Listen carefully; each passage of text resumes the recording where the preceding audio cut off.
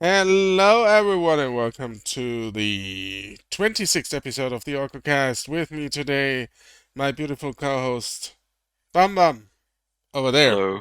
My beautiful co-host, Lord Val, up there. And Hi. our very special guest up there, the Professor Panda.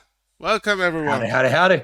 We have a jam-packed program today. We are going to talk about Paradise Killer, Killer 7, a lot of killers today, Raft, and soundtrack by Twitch. Yes. Interesting. Interesting, yes. We are talking about a lot of killers. So, what do we start with? I'd say we start up there and go around clockwise, just to make it fun. So, Professor Panda, Raft, take it away. Excellent. So there was a Bamboo Field update that actually just took place this week on a game called Raft. For those that may not be aware of the game, it is probably one of the more unique survival game experiences that at least I personally have seen recently, where you're on a boat, middle of nowhere, and you gotta fend for yourself. So gathering supplies and basically try not to get bamboozled by a shark. It's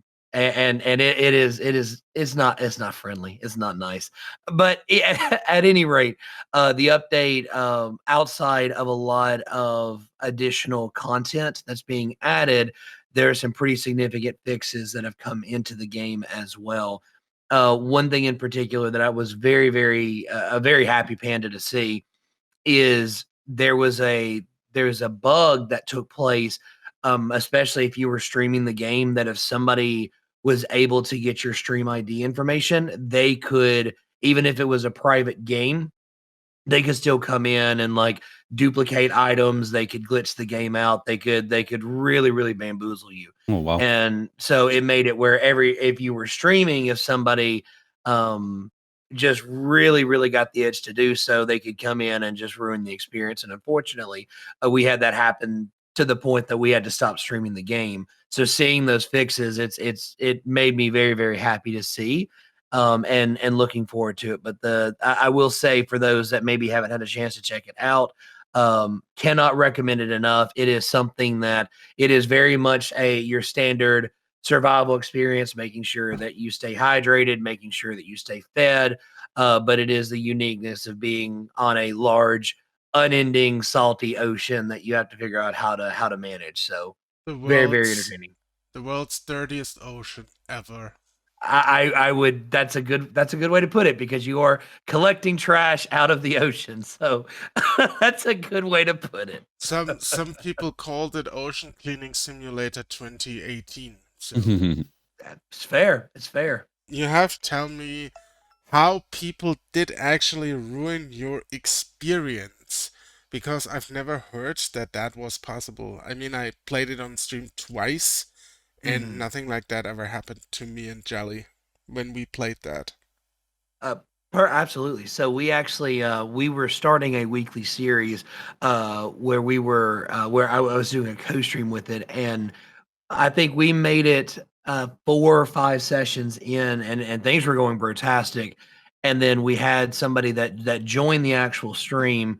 They followed, and I don't exactly know how they got it. I think they were able to get our my stream ID, but they got that and they were able to spoof it somehow. And even though it was a private game, they just started appearing in the channel.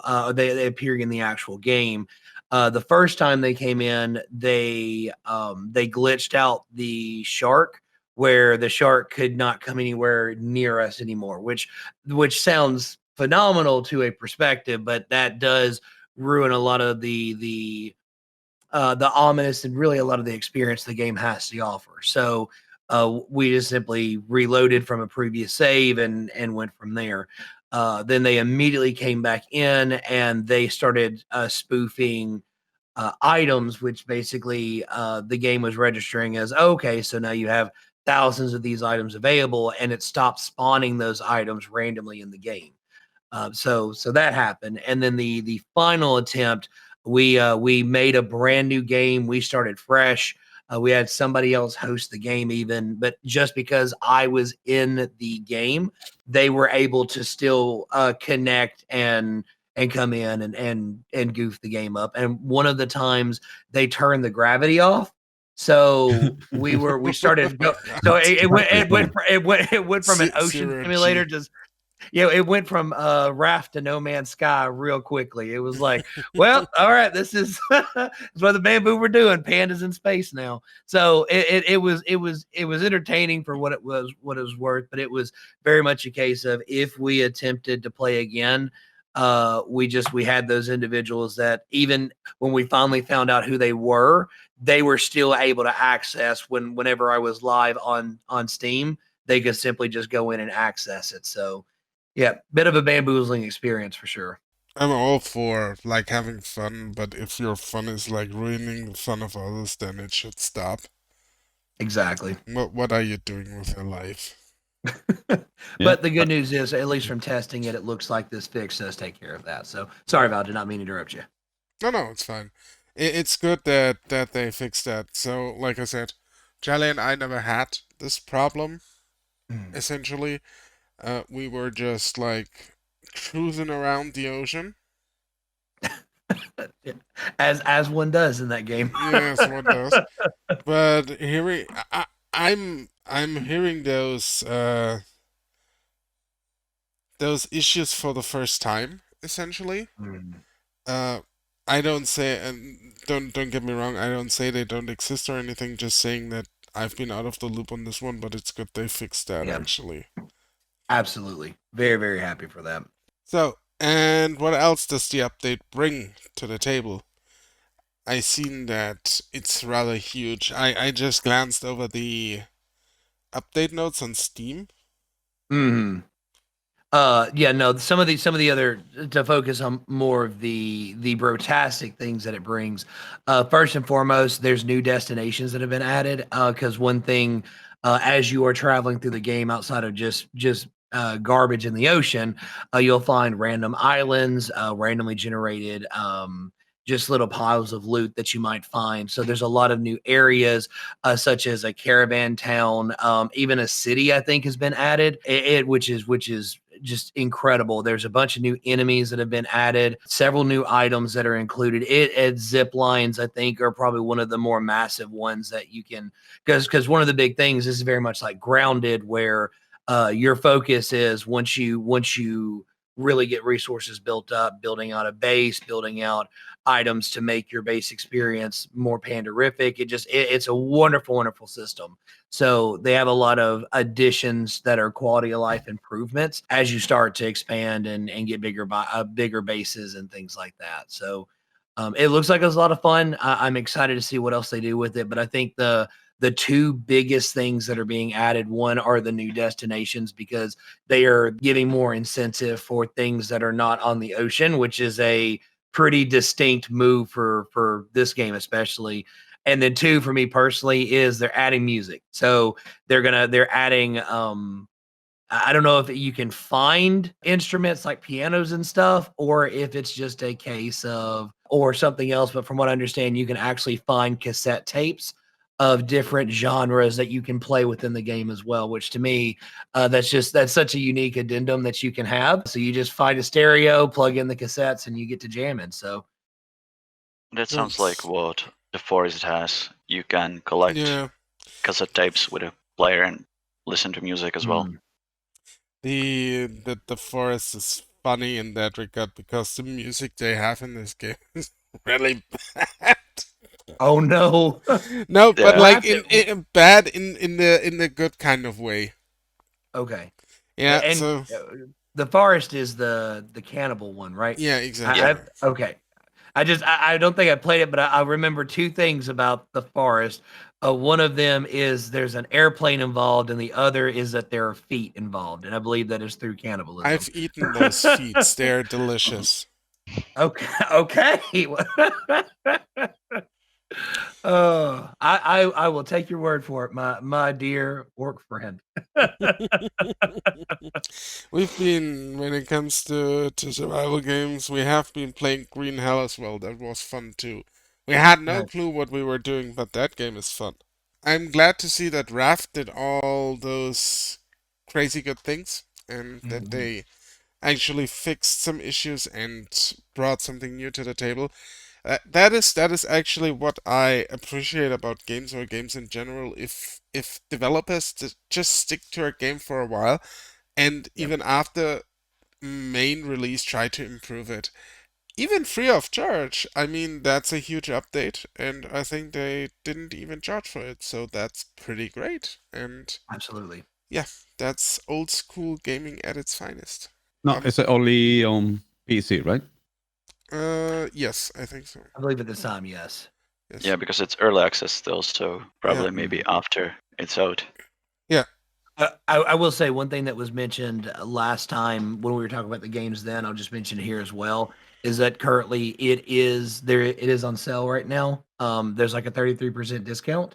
So if you do not have the game now and you're interested in checking it out, now is a very good time to pick it up. So it's 13.39 US right now. It's about a 33% discount, I believe. So if you're interested in checking it out, now is a good time to pick it up. And pick it up. I can.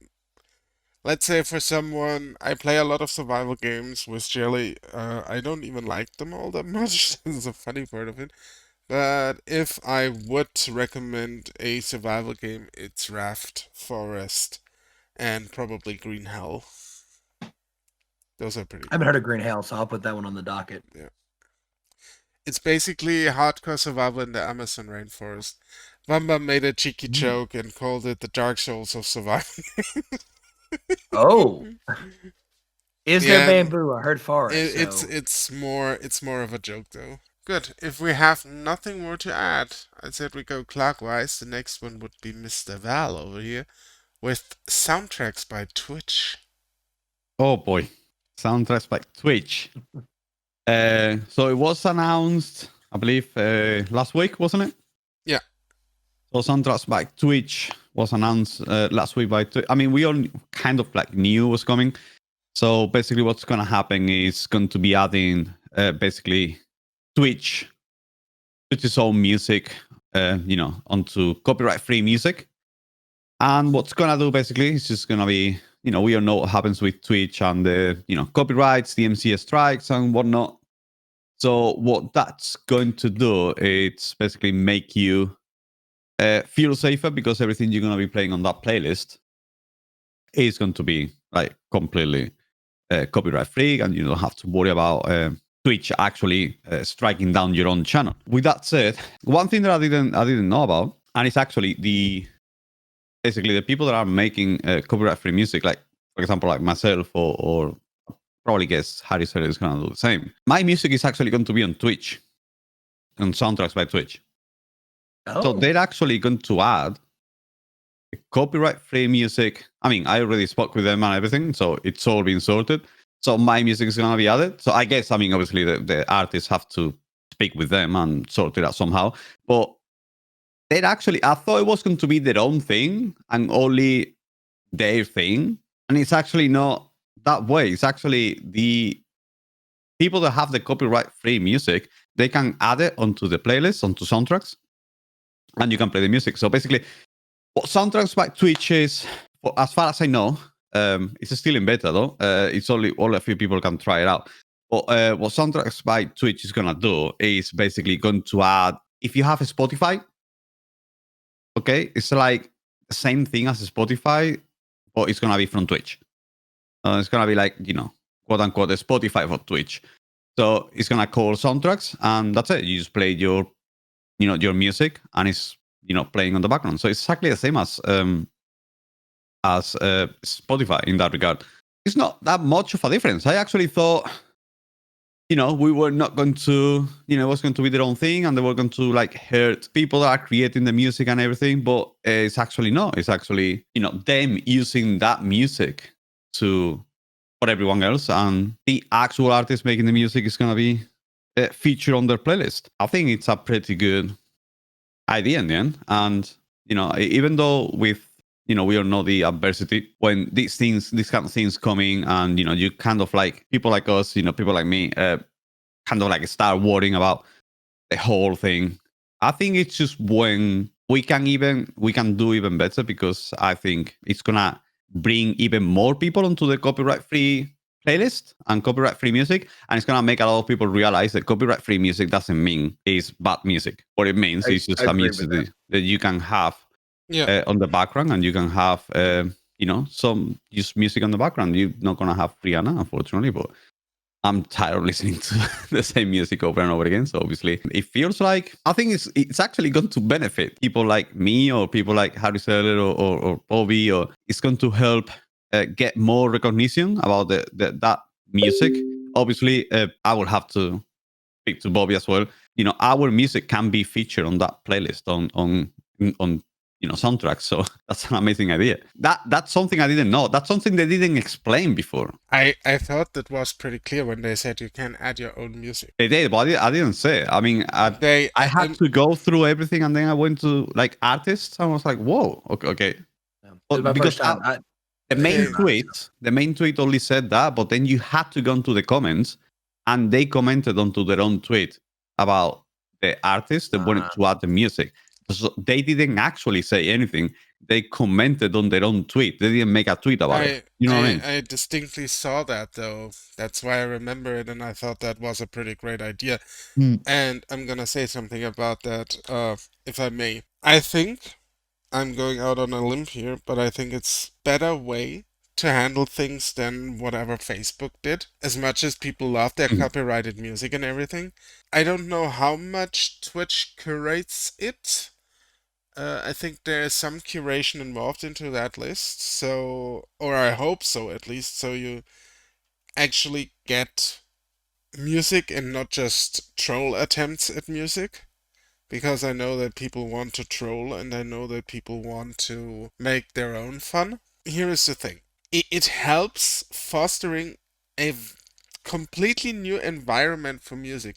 I said this yesterday on stream. These music labels cling to their power like dying kings and queens. They try their very best and very desperate to cling to the relevancy they have, and they know their relevancy is out of the door. And what Twitch effectively does, and why I love this so much, is they give the opportunity to new musicians, also to old musicians, obviously, but to new musicians to rise to the occasion and do something really cool Yeah. and to get their music out there. And that's basically creating an entire new industry. And the music industry, the old music industry, helps along the way because of how they handle things at the moment. And that's something I really want to see. I want to see being creative. I want to see getting around these kinds of things because, if anything, we do not need them. We do not need the music industry. We don't need their copyrighted music. We don't need their shenanigans. We Yeah. are business savvy, creative, and smart enough to get around that. And this is why I love what Twitch does. They allow this kind of stuff to Yeah, happen. I gotta say, it created a tiny bit of panic at the start between for example, someone like me, it just made me think, but we need to start. We need to. How are we going to handle this?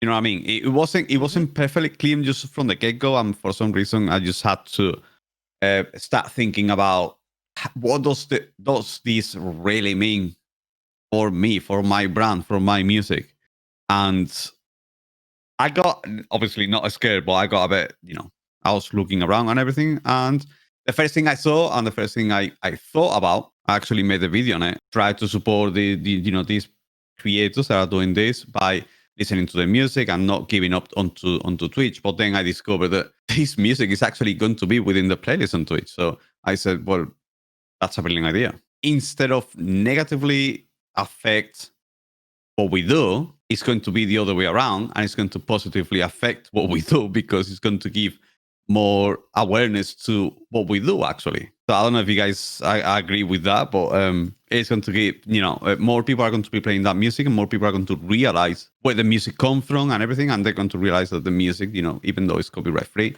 doesn't mean that it's bad. I think that's sorry, go ahead. No, you. Go. I already said some. I do agree with a lot, Val, of what you're saying. I think my initial reactions were one, the news in comparison to what I heard from Facebook. It felt a little disheartening, only because I thought it was such a it felt so much more of a acknowledging a pain point of your traditional content creator by saying, okay, well, we're going to make sure that this stuff, what you want to use, you're allowed to use. And it felt like this was kind of Twitch's reaction to kind of circumvent having to do that. It did. It was my first reaction, and then when I started looking into it a bit more, I understood what they were doing, and it felt like it was a very good collaborative opportunity. Because one thing that I've noticed coming over from Mixer to Twitch is Twitch has a very powerful music scene already established, and creating something that I think allows a lot of those creators to integrate very easily, and even potentially get some exposure, because there's a lot of things Twitch can do with this platform, and with this coming out. I wouldn't say gripe or bamboozlement per se, but what I would have loved to see, or what I would hope to see, is that there was some kind of relationship established with like a Spotify. Like, I feel like this is such a good stepping stone for them to find that integration, because if I could take what I use Spotify for, and and even if it was a case of having some kind of a subscription for it, I think if they could integrate that, where if what's available to me to utilize on Spotify, even if it was in its own genre, but I can still utilize that platform and integrate it over. I feel like it's they'd be able to leverage so much more, because to your point about the process of an artist, like making sure their content's available on it. Well, a lot of that process you're already going through on Spotify. So if it was vetted there, it could be there and then collaborative over. I feel like there's a lot of opportunity there. I would hope to see in the future state. But even without that, I think it's a step in the right direction. I know a lot of people, they're from a consumer base, the gut reaction is going to be, holy bamboo, another platform or another thing I have to try to integrate with, if my go-to right now is Spotify or YouTube Music or something like that. That's the only fear I have with this, if that makes sense. It is created a bit of a no one really knew. I mean, it kind of came out of the blue. No one was expecting it, and exactly the same thing as Orco mentioned. He saw it.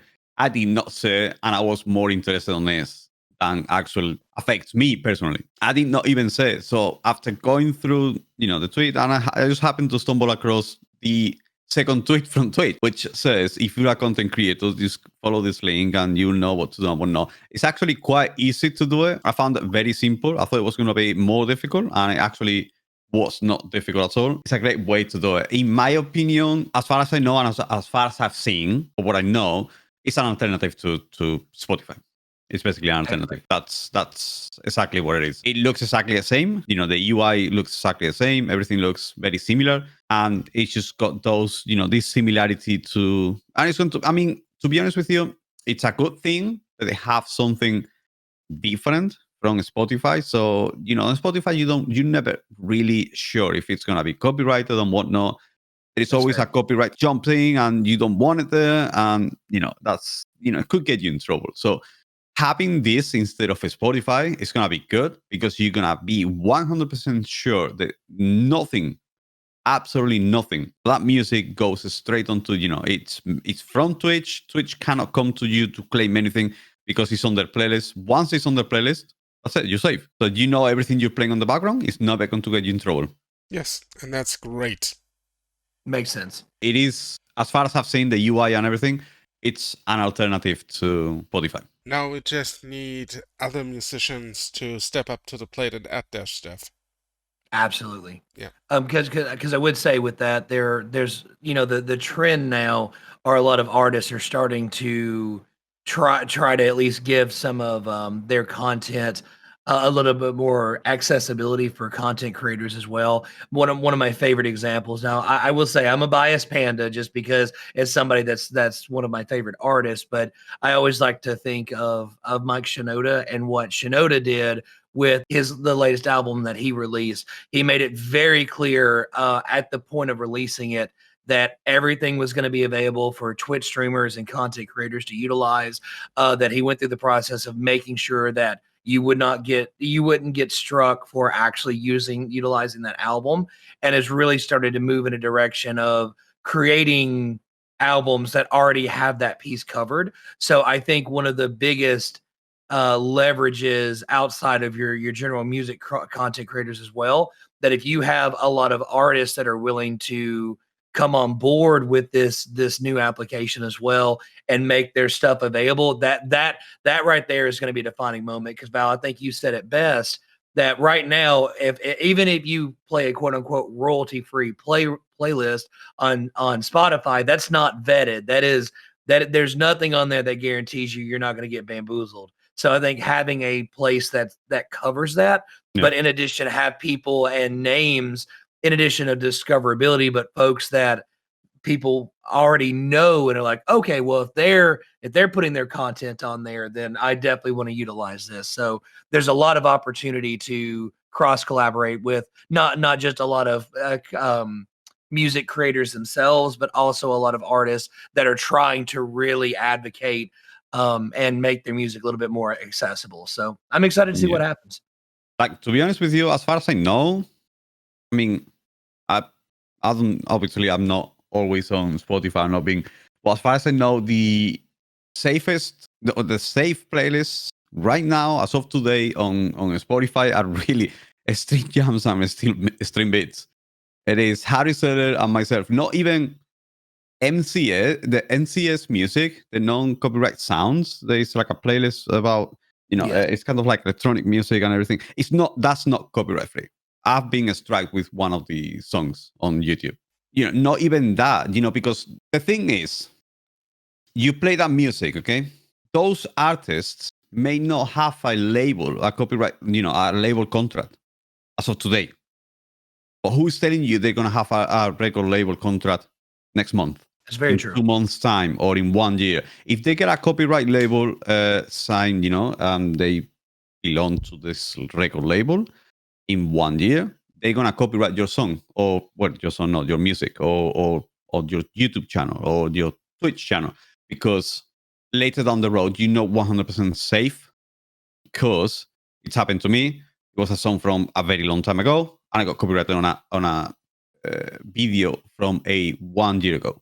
So you get that copyright strike on a video that's 1 year ago. Obviously, for someone like me, my channel is not that big.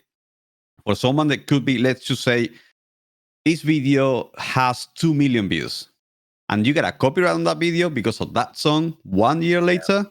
Oof, boy. That's not nice. Yeah, it's not nice, but then again, if you get it 1 year later, it really doesn't matter in terms of view numbers as well. But I would argue that. Yeah, but what I'm saying is just they're gonna be claiming your, isn't it? Every single. They would always claim their, obviously, but if you already have 2 million views, I wouldn't say it doesn't matter at that point. Well, let's just say, you have 100,000 views, and then, what about the rest? Yeah, exactly. You know what I mean? Then it's becoming a problem. But that's a problem that exists since YouTube inception.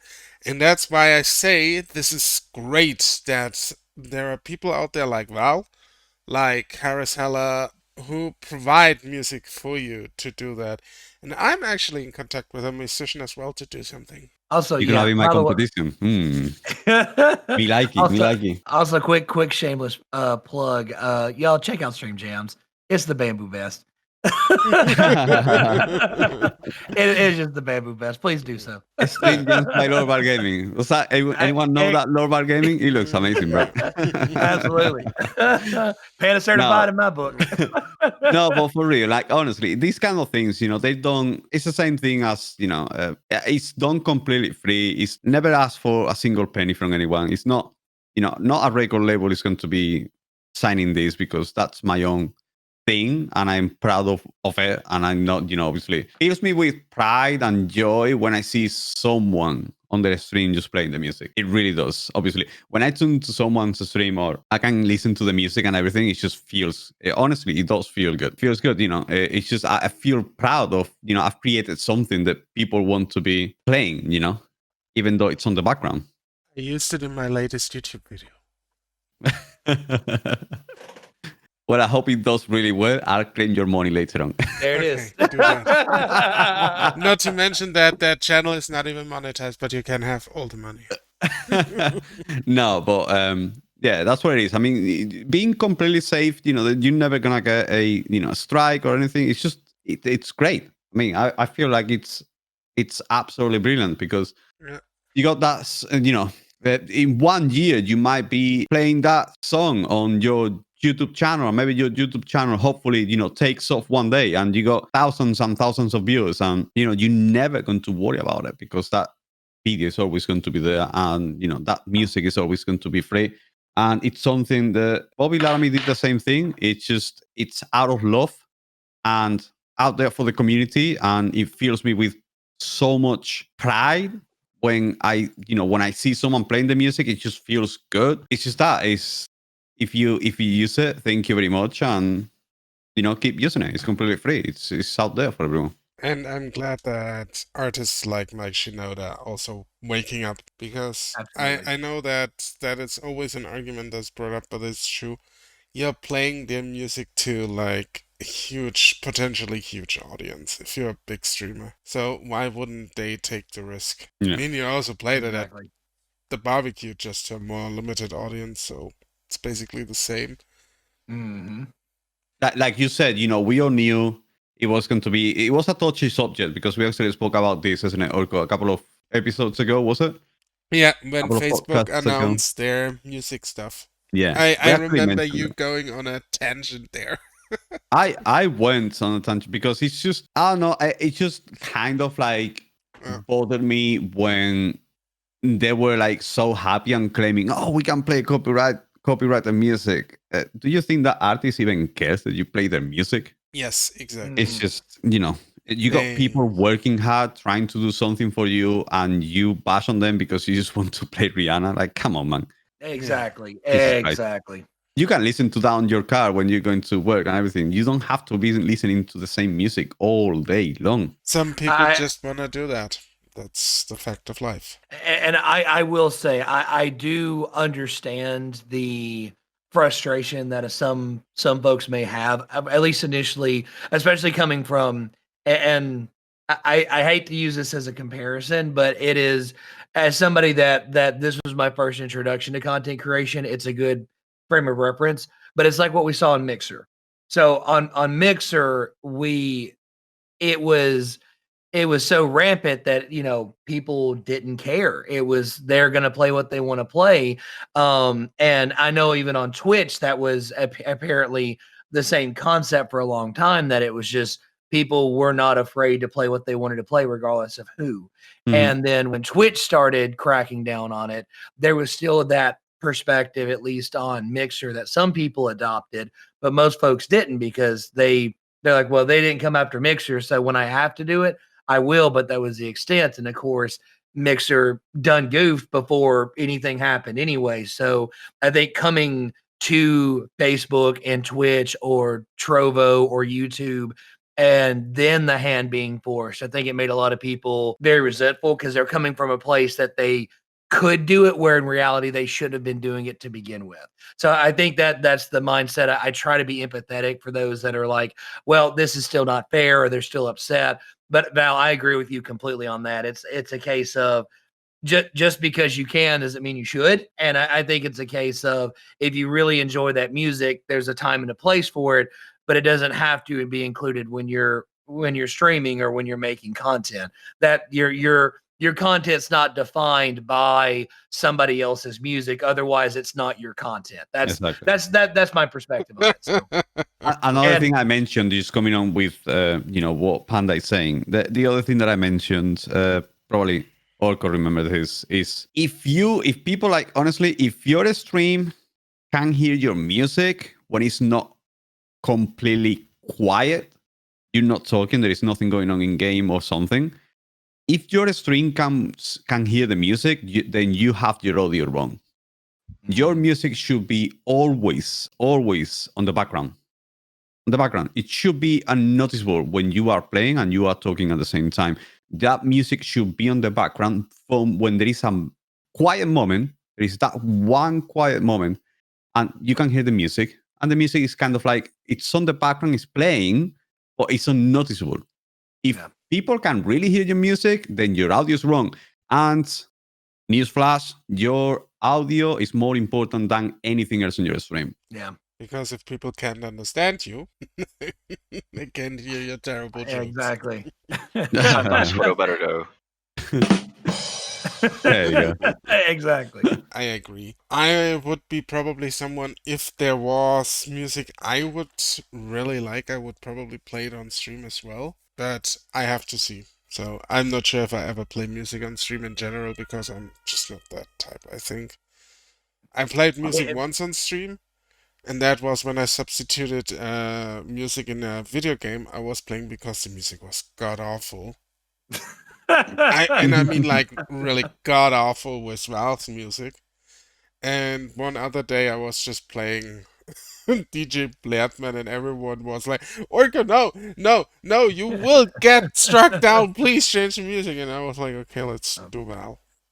I will say, to benchmark off that, I think I'm on the opposite side, because I live and breathe with music while I'm streaming. I've always felt that it helps to find the ambiance, because one thing that I always bamboozle myself with is randomly, depending on if somebody comes into the stream and they, they're having that something bad happened to them during the day, that they kind of want a piece of comfort, so to say, because I usually keep pretty strong EDM vibes. The stream beats, stream jams, a level of music really takes care of that. But I'll do a quick shift over to lo-fi to help set the precedent if I'm going to address something like that. It helps me define kind of the mood of what's going on and what I'm talking about. I found that it helps very much with that. It doesn't define what we're doing. And Val, I want to stress your point. It is a background piece that it should subconsciously put you in a particular mood. It shouldn't define what you're doing. I think that's a very important point. But like I'm very adamant that while I'm playing, if the game does not have music, I will be playing music myself, because it's a core part of what we do. Not that there's anything wrong with not having it, but I have found having those different avenues and a variety of music to have available is very key, because we use it regularly there. So just to give the counter perspective there. Yeah, that's fine. But like, there's also a few games I play I would never play music with, because they're just extremely sound-based, like Tarkov and Hunt Showdown, where you have to just listen where your enemy is, because Hunt is like extremely sound-based. And yeah, so I would never play music with that. But yeah, I get what you're saying. There's a few instances. Yeah, Phasmophobia. There's a few instances where I just say no music at all, but I think I might just start using music as well at some point. And Twitch, if you're listening to this, we need an Elgato Stream Deck integration with that soundtrack by Twitch. Yes, please? Can you do that? Agreed. So we can just switch the playlists on the fly. We can create our own playlists, and just according to our vibes, we just can click on that. That would be awesome. Thank you. I think that'll be a thing. That'll be a thing. But yeah, what mentioning exactly the same from what Panda just mentioned as well. It's exactly the same thing. It's the vibes, but like the same thing that I mentioned, that I said before, is it's something that you hear the music, but very subtle on the back, but you can still hear everything that is going on in the game. Whatever you're playing, Battle Royale or whatever, Warzone, but you still, there's that subtle kind of sound on the background, which is the music. That's what it is. It's just back there, but you can still hear it. Not that it's not too loud to take over anything else, but it's just a tiny bit subtle. And then when you get quiet for a second, everything goes quiet for 1 second, then you kind of like hear the song or something like that. But that is the thing, if you have it like that, if you have it so subtle that not many people can hear it, then that's a perfect volume. It's just there on the background, so you can notice it, but it's not taking over absolutely nothing. Anything to add to that, Bum Bum? To me, like that's the one topic that is like completely missing me by a mile because I don't stream. Like if you play music, it should probably be just during a break, and the rest should be gameplay because I want because like when I watch a game, it's usually someone with high skill who's like in the zone, and a lot of the times, like for speedrunners, a lot of them use sound cues to do stuff. Right. Because say game, it's like the biggest for me is Resident Evil. All those old games have fixed camera angles, so a lot of the time is you can't see maybe the monster, the boss, so you go off of sound cues. That kind of defeats the purpose of playing music in the background, even if it's as just as a essential a background noise, because in the end you're gonna lose that and it's gonna drown it out. And yeah, like otherwise, like I've seen some of the labels that signed up for it. Like I know probably the most famous off of that is the Monster Cat playlist, which is cool. Like I Yeah. listen to that on YouTube, like when I'm studying or doing nothing, pretty much at home. So that's what's going on in the background. So I know some of those like artists that are sign up with Monster Cat, so I'm cool with that. But as I said, like for me, as mostly like an audience thing, as long as I'm enjoying the stream, I don't really care if there is music or not. You're a super niche audience. That's why it's still interesting to hear your perspective. All right. Is there anything more we can add to this topic, or shall we move on? I'll move on. Okay. Good on then this we'll done. move on. Yeah. Yes. Let's talk about a game called Paradise Killer. Up front, just for everyone's information, when I talk about this, I received the keys to the game from the developers. So, whatever I say now, take this with a grain of salt, maybe. I'm just giving you my honest opinion. I've always done that. Just so you know, I got it for free. What is Paradise Killer? Paradise Killer is what I would call a visual novel to an extent, with slight gameplay mechanics, and is very much inspired by the works of Suda51, to the point where Bum Bum says it's a flat out clone. Yeah. But we will Yeah. come to that. Especially inspired by the Silver Case and Flower, Sun and Rain. I would also throw in Hotel Dusk for good measure, because Hotel Dusk was awesome. Yes. Yeah. And it's a murder mystery on a neon-infused island with a lot of, let's say, weird but I think good lore. You can see the title poster a little bit in the background of my screen, and with weird characters as well, so everything is deliberately weird. I still remember that one lady that had a goat head and very big arguments. So you are Lady Love Dice, the investigator. That's your title, literally. You're the investigator. And you have been banned for 3 million days. Not years. No, days. That's important. And they bring you back because the council of this island, the people who manage everything there, got killed. And the story of this entire thing is like the island goes in cycles. So they spawn a new island every other cycle, and the people getting ready to jump to the new island. The game gets very dark.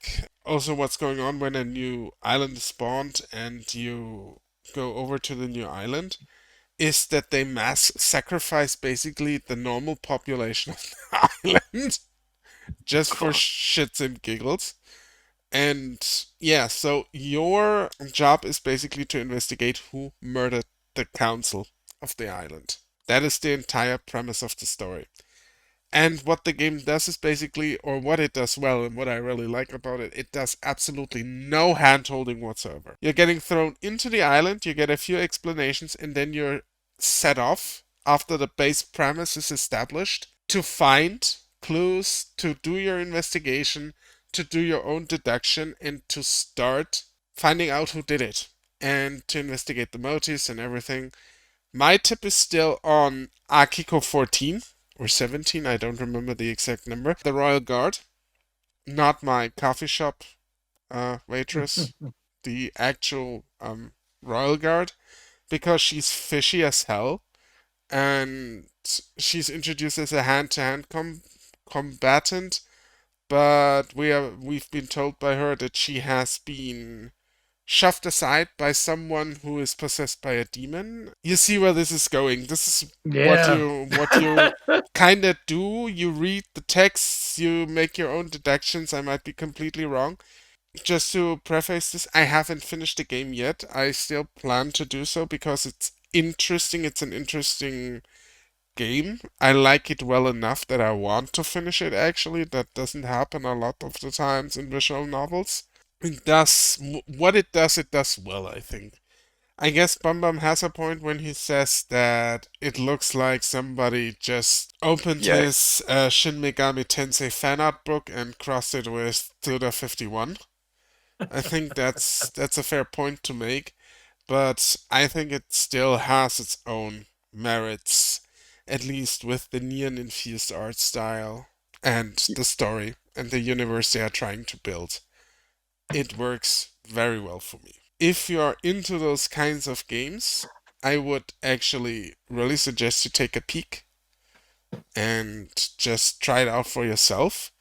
It's not perfect by any stretch of the imagination, but I think, and this is all of the things, exactly, all of the things. This Oh, is yeah. this Sorry, is man. That timing. the timing was perfect. Just to touch on a point I made last week, I think the story is very well supported by the visuals. So if you strip away the visuals, the story wouldn't work anymore. You know what I probably referred to, Professor Panda, when we talked last time. Yeah. So this is probably why it works so well for me. And you can also run around the island, so this is not fixed or anything. You can explore the island, you can find secrets, you can find weird stuff, you never know what you're doing if you activate a switch or if you give blood to the gods, because there are also gods you pray to and everything. So it's really, and there are different endings as well, the developer said, depending on how you act on the island and how you deduce the murderer. It's a very interesting affair. There's a dash of Danganronpa in there as well then. Yes. They took all the good visual novels and were inspired by those. I would just put it that way. Yeah, because that's what it feels like. And that maybe is the one thing that kind of makes me not interested as I probably would be, because I like weird games. It's just, it seems like they didn't feel confident enough in a lot of their own ideas when it comes to like visual identity, or go a bit off kilter with their gameplay. Because as I said, like, to me it feels straight up like somebody just had a really cool collection of Shin Megami Tensei fan art and was really into Suda 51 games. And Danganronpa, it's like all my favorite animes. Might play it at some point because it's still like a niche thing that is straight up right up my alley. But I might just wait a bit longer, when it's on sale, because I don't feel like what I'm seeing really is a thing that I want to, pay full price for. That's fine. I understand that. I'm just going out on a limb here and say you're probably a bit too stern to the game. I'm fully aware that sometimes I'm like, I recognize it, that I'm sometimes just too rigid or too harsh maybe on a game like that I'm just seeing.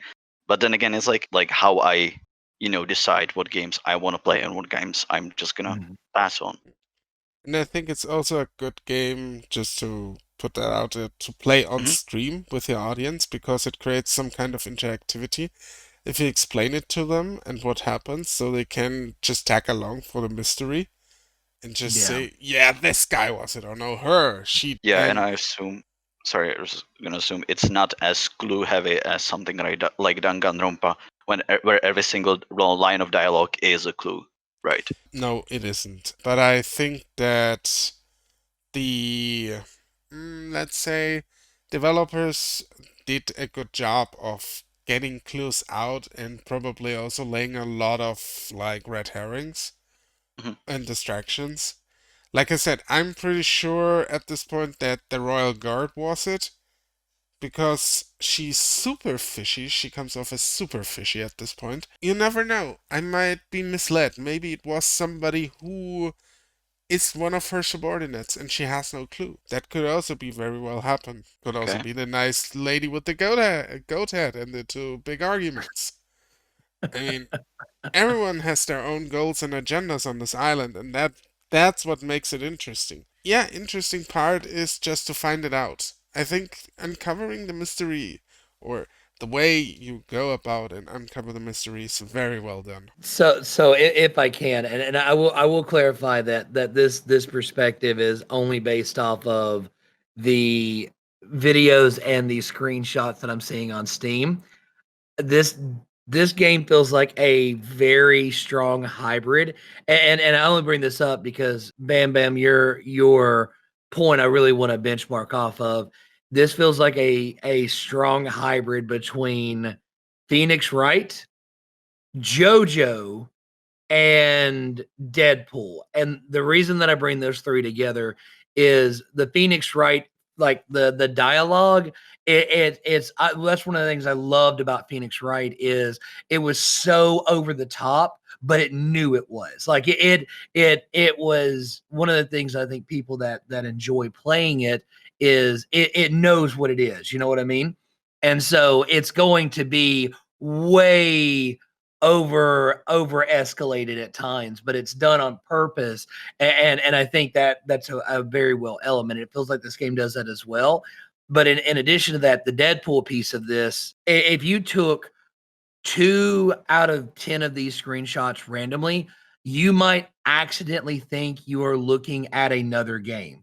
Like there are elements that make you think it's Metal Gear Solid. There's some that have elements that look almost like a GTA-esque feel to them. Like it feels like it nods it tips its hat just enough to bamboozle you when you're in certain elements to make you think you are seeing things through the lens of another game. And it's almost like it feels like a very strong parody almost in a sense, which makes me giggle because I always like seeing somebody that can take something on a more serious side and like kind of put it in another perspective. And then this all screams just JoJo for me. Like the art style, the characters are so unique. It has that. So it looks like it would be a pretty fun experience. And Orco, to your point, I think it would be something very interesting to go through a first time experience with a streamed audience, because when you have those things pop out that like, wait, is this Metal Gear? Like it would add such an interesting dialogue to kind of throw you off. I'm not somebody that's a very big novel game fan like this, but this one has definitely piqued my curiosity. So also there's a screenshot of somebody named Camilla. Let me Carmelina Silence that has a dog that is like mad dogging you. Like that dog looks very shady. So I think it's the dog.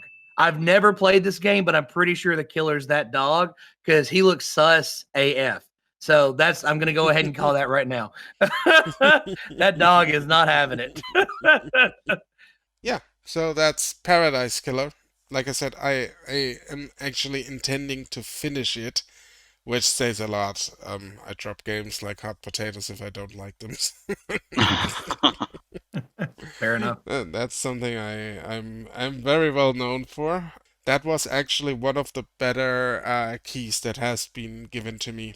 They Nice. can take that as a badge of honor and hammer it to the wall, whatever that means. And just so we have it on here, if you don't mind me asking, who was the developer? I actually don't know. I actually do not know their name. Let me look them up. No worries. They're a fairly new studio. They have been working on that for a while, I think. Was it Kaizen Gameworks? That could be very well the case. Because there's two of them on GOG. It's Kaizen Gameworks and a Fellow Traveler. I think Fellow it might be the publisher, but yes. Yeah, Fellow might be a publisher. Yeah, then it's Kaizen. I know that they worked on this for a bit. And I assume it's their first game, right? Yes, it definitely is. Yeah, It developer is Kaizen. I know that it's their first effort. That's something I really know. I think it's a good first effort. Could be worse. Could be way that's worse. for sure. For me, it just spelled something if you just take the things you love and just make it. They didn't really make it their own. I agree with Bum Bum there. They didn't, but I think they added enough of their own flavor to still sustain it. And I want to see where they can take it from here, because I think they can be or can really make, if they go out of their comfort zone, they have the potential to make maybe even a really good adventure game. Something we haven't seen in quite a while. Here, I think for them is finding their own voice. Once they find that, I think, because like the way you're talking about it, it seems like they're doing a good job, essentially, in a way, copying or using others as an inspiration and working off of their work. Yes. So once they find their own or their own voice and forge their own identity as a game developer, I think we could have a decent small studio, making offbeat games that maybe don't appeal to the mainstream, but there's always that niche because I love weird games. I grew up playing like Suda 51 games, the SMT games, old weird Euro games. So I'm all for this, but I just want, if I want weird, I want the weird that's a staple of that person that's making it. I can agree to that. I just, like I said, I just want to know people that this game is out there. It exists. If you want to take a peek, it's like right up my alley. Like my mom said, it's a weird one. And what I want them to do is like, I want to branch off of that, and so they can fully develop themselves into their own studio and their own style. That's something I hope for them that they can achieve. That was Paradise Killer. Do you want to add anything to that, gentlemen? Killer Yep. 7. All right. Speaking of weird, in Suda 51. It's getting more and more weird. So Killer 7 is originally it's a PS2 and a GameCube game that's been released, I think, 2 years ago on PC and the newer consoles. Yeah.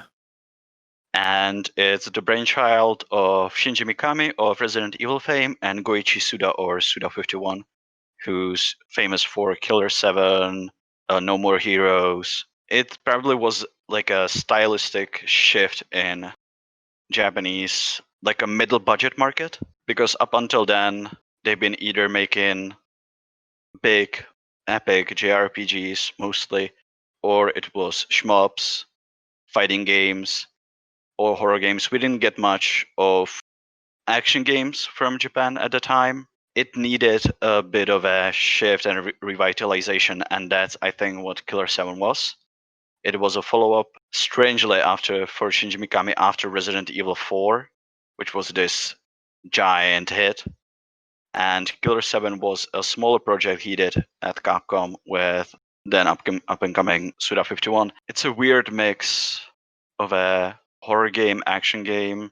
There's a little bit of political thriller. There's a lot of religious imagery and references. You essentially start a game as Garcian Smith, an assassin who's out to kill Angel, but you soonly discover that, you're not just playing as a Garcian, but you're also 6 other assassins that you can switch between, and each has a different skill, different weapon, and they handle differently. And you're also not finding normal enemies. You have these, they call Heaven Smile. It's monsters that you can't normally see. You essentially have to use your, call it assassin vision, to make them visible. When you kill them, there's different ways you can kill them. They each has a spot that you can shoot, and in one shot you kill them.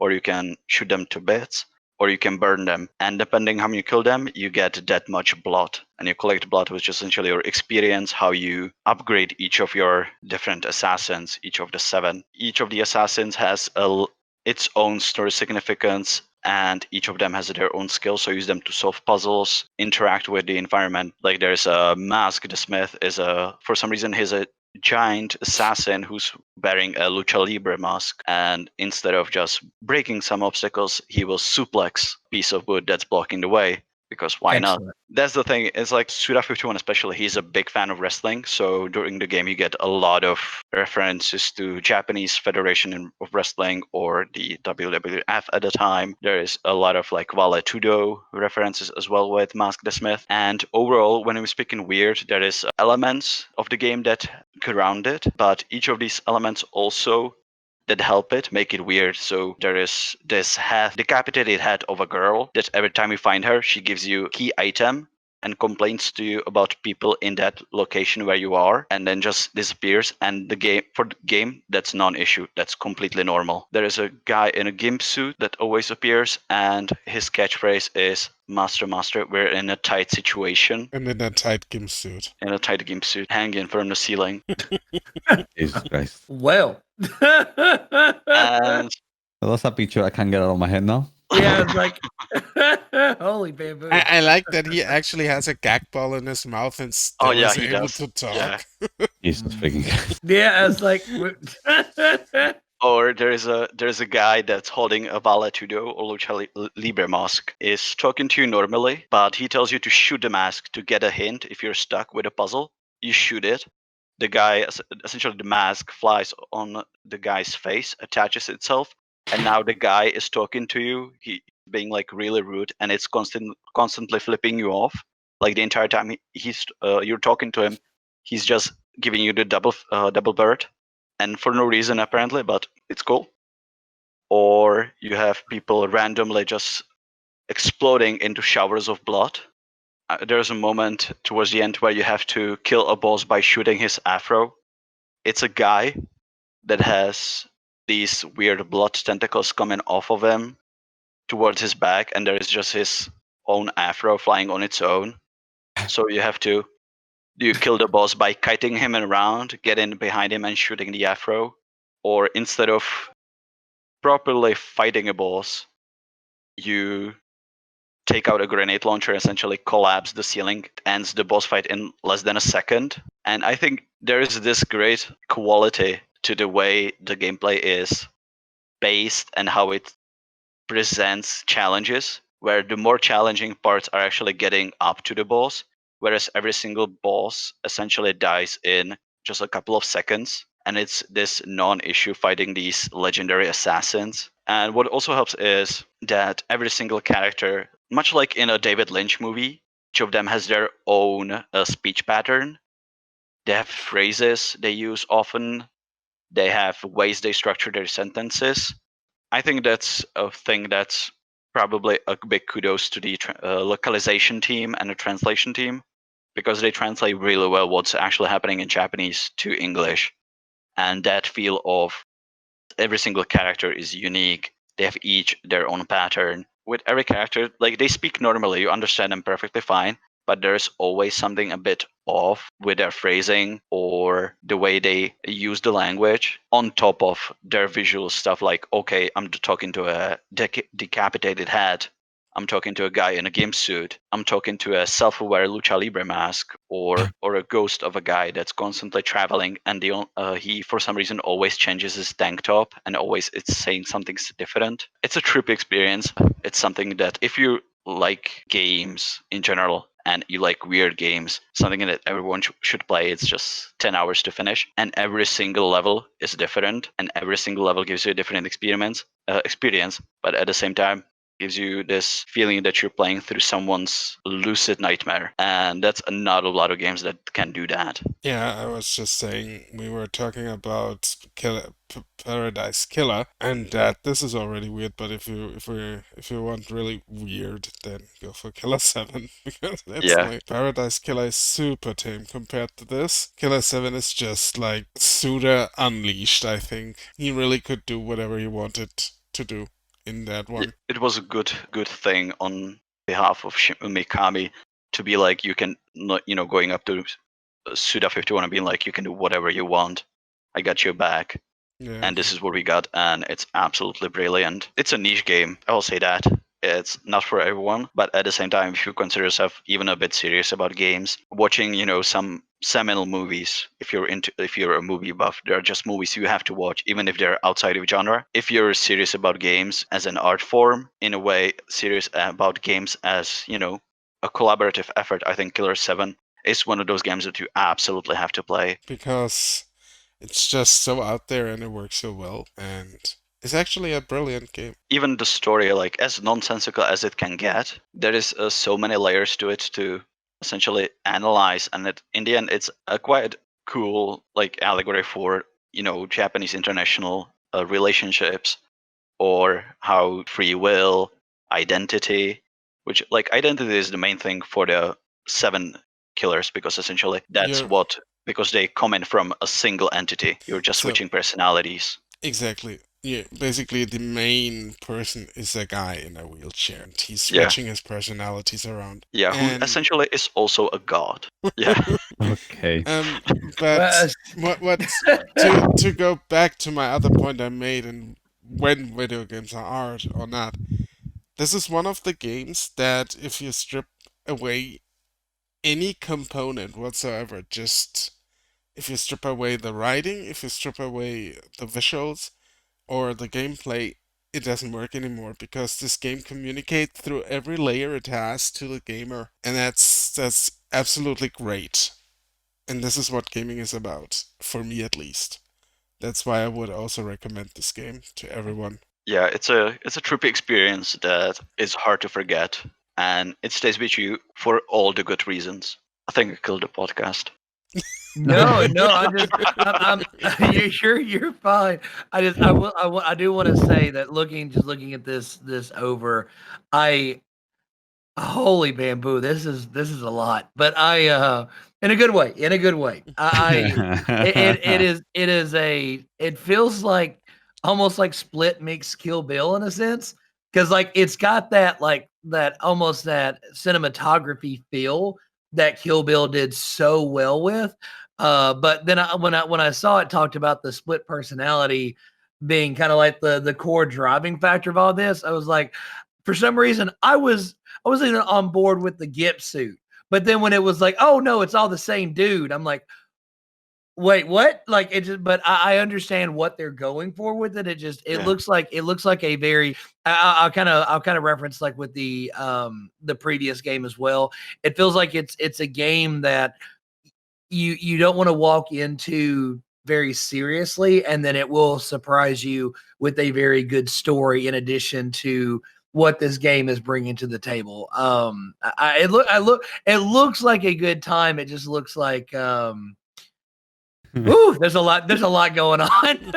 Yeah. So, And- Panda, here's what you do. First, you play Paradise Killer, and when you There it is. stomach that one, you can go to Killer 7, because Killer 7 It's a is pro stuff. it's a gateway. It's a gateway into Killer 7. Yeah, essentially, it's like being in a kiddie pool and then going into a proper pool. There it Instead, if you go to the Killer 7 right away, it's like jumping in the Mariana Trench. Yeah. And we don't want to do that. Yeah. Like once you realize what the story is about, and actually like you've been tagging along, it's quite smart.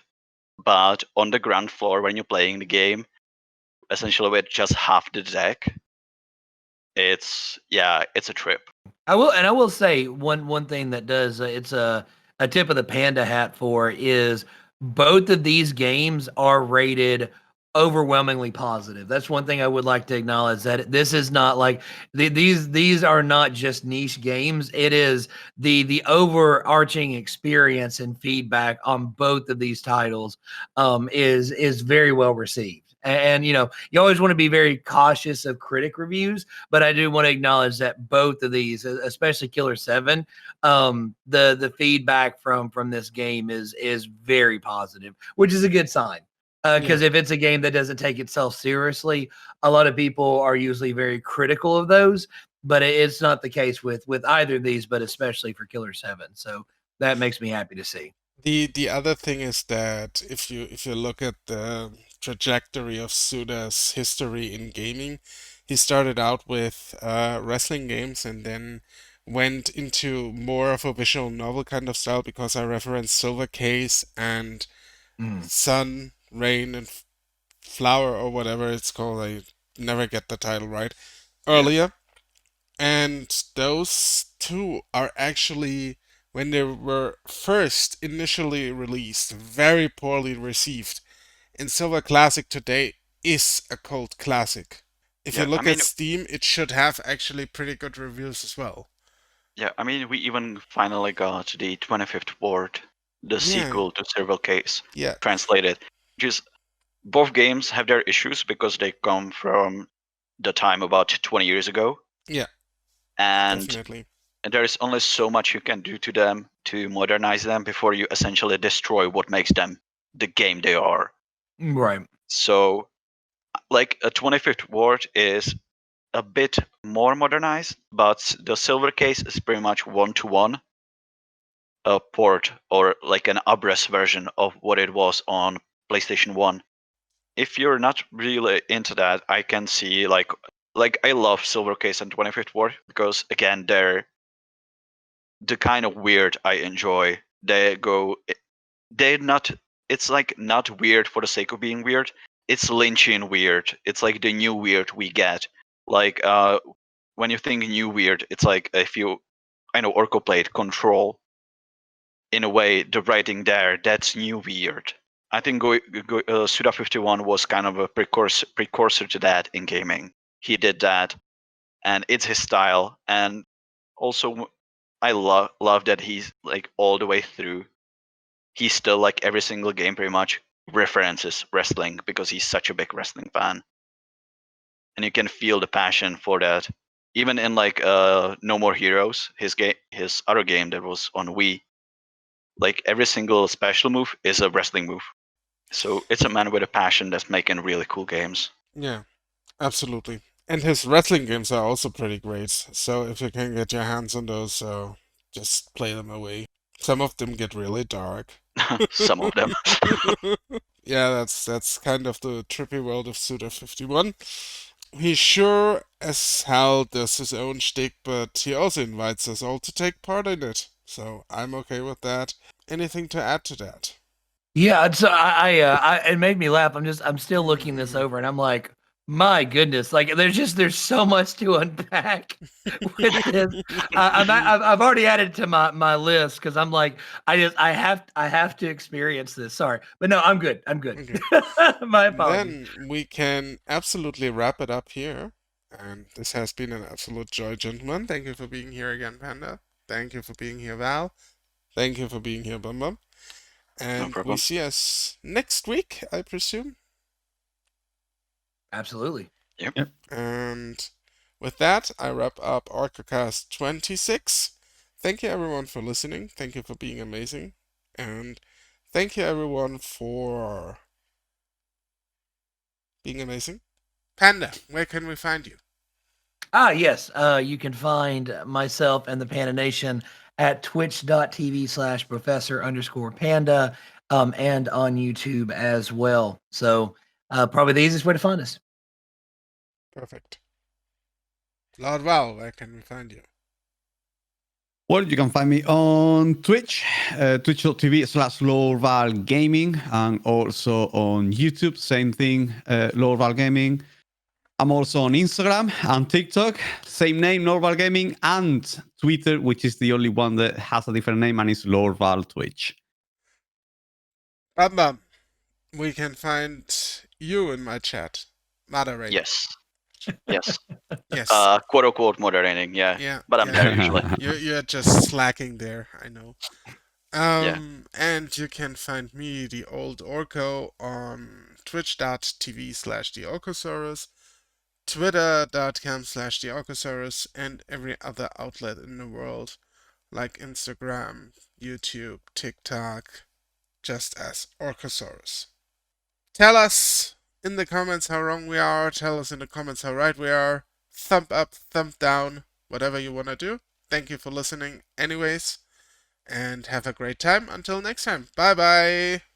Bye. See ya. Be good people. Bye.